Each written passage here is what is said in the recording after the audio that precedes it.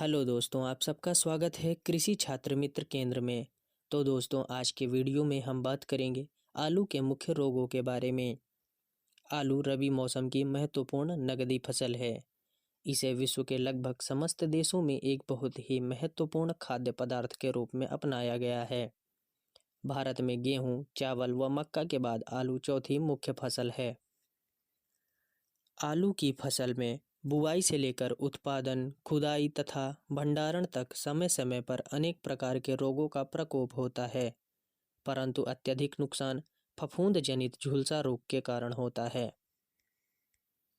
आलू की फसल में झुलसा रोग दो अवस्थाओं में आता है, अगेती झुलसा व पछेती झुलसा। इस वीडियो के माध्यम से इन रोगों के लक्षण व रोकथाम के उपाय बताए जाएंगे।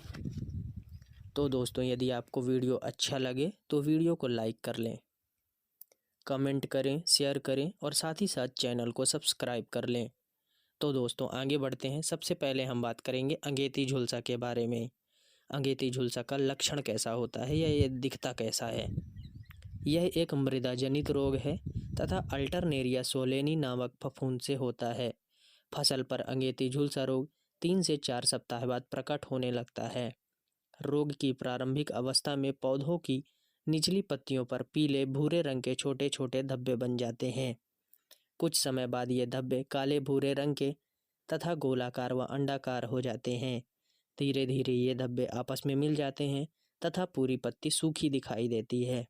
अधिक प्रकोप में तनों, शाखाओं व कंदों पर भी काले रंग के धब्बे बन जाते हैं। इस रोग की तीव्रता 20 से 26 डिग्री सेल्सियस तापमान पर अधिक होती है। आप इस रोग की पहचान इस फोटो द्वारा कर सकते हैं। अब बात करते हैं इसके रोकथाम की। रोग दिखाई पड़ते ही ब्लाइटॉक्स 50 या मैंकोजेब में से किसी भी एक दवा की 600 से 800 ग्राम मात्रा, जिसे 200 लीटर पानी में घोल बनाकर प्रति एकड़ की दर से आप छिड़काव कर सकते हैं। छिड़काव 15 दिनों के अंतराल पर दोहराया जाना चाहिए। दोस्तों, अब बात करेंगे पछेती झुलसा के बारे में। आलू का यह सबसे विनाशकारी रोग है। पछेती झुलसा का मुख्य कारक फाइटोप्थोरा इन्फेस्टेंस नामक फफूंद है। इस रोग को पछेती झुलसा, अंगमारी, महामारी तथा झुलसा इत्यादि नामों से जाना जाता है। पछेती झुलसा के लक्षण पौधे के सभी भागों पर जैसे पत्तियों, तना और कंद पर दिखाई पड़ते हैं। रोग का शुरू में प्रकोप पत्तियों पर जलीय धब्बे के रूप में दिखता है, जो बाद में गहरे भूरे तथा बैंगनी रंग में बदल जाता है। प्रभावित भाग के चारों तरफ हल्के पीले रंग का घेरा बनना शुरू होता है तथा धब्बे पानी से भीगे हुए लगते हैं। अधिक नमी 80 से 100% तथा बादल छाए रहने की स्थिति में धब्बे बड़े हो जाते हैं। पत्तियों की निचली सतह पर फफूंदी की तरह परत जम जाती है। रोग का प्रकोप बढ़ने से पौधे के अन्य भाग जैसे डंठल तथा तना भी प्रभावित हो जाते हैं। इन पर छोटे छोटे धब्बे बनते हैं जो बाद में काले पड़ जाते हैं। रोग की उग्र अवस्था में पूरा पौधा गिर। इस रोग के लिए अनुकूल परिस्थितियां क्या क्या हो सकती हैं। इस रोग की फफूंद वृद्धि 16 से 20 डिग्री सेल्सियस पर होती है। इसके जो बैक्टीरिया होते हैं वो 10 से 20 डिग्री सेल्सियस में जर्मिनेट होते हैं। इनकी जो पॉपुलेशन है वो 18 से 22 डिग्री सेल्सियस में बहुत तेज़ी से फैलती है। ये बैक्टीरिया रात के समय पे एक्टिव होते हैं। इस दौरान ये बहुत तेज़ी से अपनी पॉपुलेशन बढ़ाते हैं।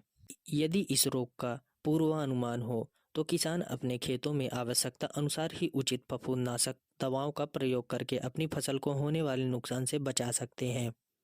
महामारी फैलने के लिए कुछ अवस्थाएं हैं जो सहायक होती हैं, जैसे कि कम से कम 4 घंटे तक रात का ताप औसंग से कम होना, जैसे 10 से 12 डिग्री सेल्सियस तक तापमान न्यूनतम हो जाना, जैसे कि अगले दिन आसमान में बादलों की उपस्थिति और आगामी 24 घंटे में कम से कम 0.1 mm का वर्षा होना।